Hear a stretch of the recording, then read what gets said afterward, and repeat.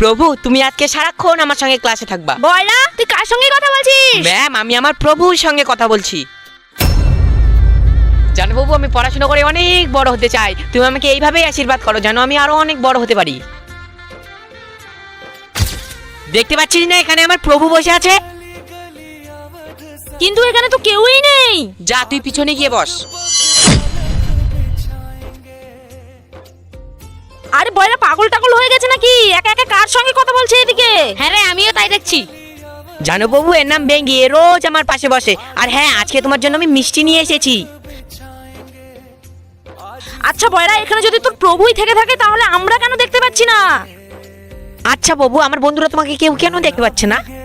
যারা আমাকে মন থেকে ভালোবাসে, সহ্য করে, আমি শুধু তাদেরকেই দেখা দেই। প্রভু, আমি এসব কিছুই জানি না। তুমি আমার বন্ধুদের এখনই দেখা দাও, নয়তো তোমার আমার বন্ধুত্ব শেষ। জয় শ্রীরাম।